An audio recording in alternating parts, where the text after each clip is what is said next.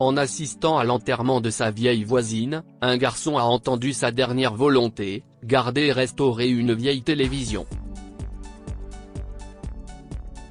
Il l'a accompli à la place de ses fils et n'a pas pu croire ce qu'il a trouvé à l'intérieur. Tout va bien se passer, Maxwell. Madame Sornil est maintenant au paradis, et nous sommes ici pour lui dire au revoir, a dit la mère de Maxwell en le guidant dans l'herbe vers le lieu de l'enterrement de leur ancienne voisine Madame Sornil. C'était le premier enterrement du garçon de 10 ans et il avait un peu peur. La femme plus âgée était devenue comme une grand-mère pour Maxwell. Il aimait entendre ses histoires et l'aider. Sa mère faisait la cuisine pour eux, et ils ont commencé à dîner ensemble pendant un certain temps. Il se sentait aussi mal pour elle. Madame Sornil avait élevé seuls 3 fils après que son mari les eut abandonnés, et ils étaient tous partis à 18 ans, sans jamais revenir dans leur petite ville malgré ses demandes et ses supplications. Maxwell ne pouvait pas croire que les gens puissent traiter leur mère comme ça, alors il ne laissait jamais la vieille femme se sentir seule. Sa mère, Erika, était immensément fière de lui pour cela, et elle traitait aussi Madame Sornil avec amour. Elle n'avait pas grand-chose à donner, car Erika travaillait au salaire minimum et arrivait à peine à joindre les deux bouts, mais elle partageait leur compagnie, ce que la vieille dame appréciait. Malheureusement, la vie a suivi son cours et elle est morte dans son sommeil. Maxwell marcha dans l'herbe en direction du cercueil. Il vit et reconnut également ses 3 fils. Au moins, ils sont tous là, pensa Maxwell en roulant des yeux. L'enterrement a eu lieu avec un discours d'un prêtre et quelques mots de chacun de ses fils. Finalement, Maxwell s'est levé et a dit quelque chose de gentil à propos de la femme plus âgée. C'était son adieu à elle, et il pouvait honnêtement dire qu'il se souviendrait d'elle pour toujours. Lorsque tout fut terminé, il vit un homme en costume bien habillé donner une lettre au fils de Madame Sornil, et Maxwell ne put s'en empêcher. Il décida de rester en arrière pour entendre ce que disait la lettre, alors que l'aîné de la bande, Carson, la lisait à haute voix. Mes chers fils. Mon dernier souhait est que quelqu'un que j'aime restaure ou au moins essaie de réparer notre vieille télévision et la garde chez eux le plus longtemps possible. M'aiderez-vous à réaliser mon souhait? En lisant, Carson lit cette moquée. Quoi? Elle est folle? Elle veut dire cette vieille télévision avec son grand dos? Son deuxième fils, Walter, a ri lui aussi. Nigel, le 3e fils de Madame Sornil, secoua la tête. Alors, qui va la garder? Je ne veux pas, ont dit les 2 autres à l'unisson. Et finalement, Maxwell a vu une ouverture. Je peux le garder, a-t-il gazouillé. Je m'appelle Max. Madame Sornil vivait à côté et me laissait toujours regarder ce qu'il y avait sur cette télévision jusqu'à ce qu'elle tombe en panne il y a un mois. Est-ce que ça vous conviendrait? Les 3 frères se sont regardés et ont haussé les épaules. Bien sûr, petit. Tu peux la garder, a acquiescé Carson, et ils ont commencé à s'éloigner. Qu'est ce qui va arriver à sa maison? Demanda Maxwell, inquiet. Il n'y a que Carson qui s'est retourné un peu. Je ne sais pas, petit. Nous allons probablement la vendre. Même si la réunion avec l'avocat est dans quelques jours, répondit l'homme plus âgé avant de se retourner et de continuer à marcher. Ils ont organisé une petite réception dans la maison de Madame Sornil. Maxwell avait été autorisé à prendre la télévision après la réception, et assez rapidement, il commença à faire des recherches pour savoir comment la réparer. Il a regardé des vidéos sur YouTube, mais le modèle était assez vieux pour que les gens publient des articles sur la réparation en ligne.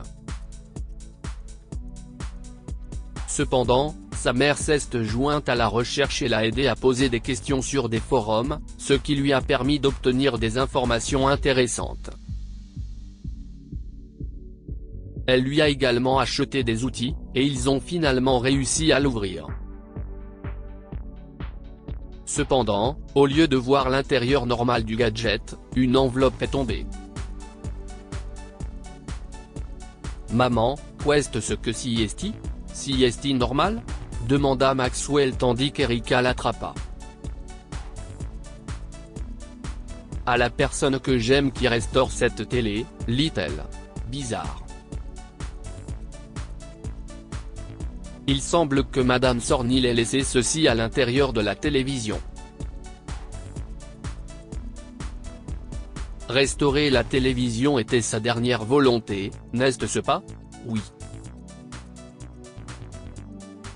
Ouvre-le.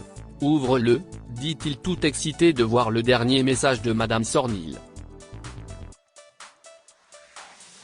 Oh là là, souffla Erika après avoir passé au crible les documents contenus dans l'enveloppe.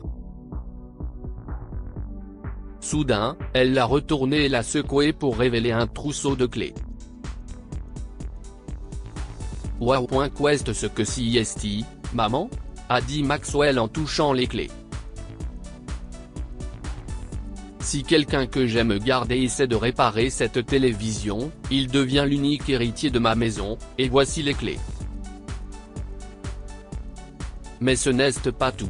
Ces clés mènent aussi à un nouveau complexe d'appartements en ville, et je sais que celui qui a pris le temps d'exaucer ma dernière volonté mérite tout cela, a lu Erika pour que son fils comprenne.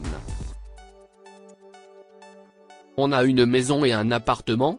A demandé Maxwell, les yeux écarquillés et brillants d'excitation. Mais Erika n'était pas sûre des aspects légaux de toute cette situation. Elle a cherché dans les papiers et a trouvé le numéro de l'avocat de Madame Sornil. À sa grande surprise, l'avocat, M. Geller, a confirmé la situation. Apparemment, Madame Sornil avait décidé de faire un héritage conditionnel pour tester ses fils. Mais elle savait que peut-être aucun de ses fils n'essaierait même de réparer la télévision. Alors, au lieu de simplement les nommer dans le testament, elle a décidé de tout léguer à quelqu'un qu'elle aimait. Monsieur Geller, mais est-ce légal? Ses fils ne s'y opposeraient-ils pas? Demanda Erika. Nous n'avons pas assez d'argent pour aller au tribunal ni aucune envie de quoi que ce soit. Nous aimions juste Madame Sornil. Oui, si est illégal, Madame Barino. Nous avons travaillé très dur pour préciser ce testament, et je n'entrerai pas dans le jargon juridique difficile, mais il est solide, poursuit l'avocate. Et je sais que vous étiez les seuls à garder un œil sur mon client pendant un certain temps. Soyez assurés que Madame Sornil savait que ce scénario était probable. Elle vous aimait aussi. Erika s'est mise à pleurer, et elle a senti Maxwell la serrer fort dans ses bras, sanglotant dans sa poitrine. Il va sans dire que les fils de la défunte vieille dame n'ont pas été heureux lorsque M. Geller leur a expliqué le testament et la condition. Ils pensaient que Maxwell les avait trompés. Mais M. Geller les a avertis de ne pas essayer d'aller au tribunal parce qu'il avait prouvé qu'il n'avait même pas rendu visite à la vieille dame depuis des années, contrairement à Maxwell et à sa mère. Cela ne ferait pas l'affaire d'un juge. Si est pourquoi ils ont finalement laissé tomber. Erika et Maxwell ont emménagé dans le nouvel appartement en ville avec la télévision d'époque, et ils l'ont restaurée.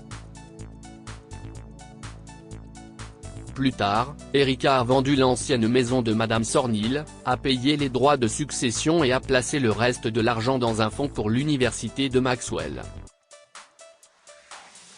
Maxwell insista pour placer une photo de la vieille femme au-dessus de la vieille télévision, mais il ne l'appelait plus Madame Sornil. Elle est devenue grand-mère dans son cœur et dans les souvenirs qu'il avait d'elle. Que pouvons-nous apprendre de cette histoire? Les bonnes actions sont toujours récompensées d'une manière ou d'une autre. Maxwell était la seule personne que Madame Sornil aimait et qui avait exaucé sa dernière volonté, il a donc fini par mériter son héritage conditionnel. Personne n'a droit à un héritage. Si est à l'individu de décider qui le mérite le plus. Les 3 fils de Madame Sornil l'ont abandonné et ont pensé qu'il avait droit au testament même s'il ne se souciait pas de sa dernière volonté. Partage cette histoire avec tes amis. Elle pourrait égayer leur journée et les inspirer. Lire aussi, un garçon aide son meilleur ami à soigner sa grand-mère malade et, des années plus tard, un avocat le convoque au bureau pour lui remettre sa récompense.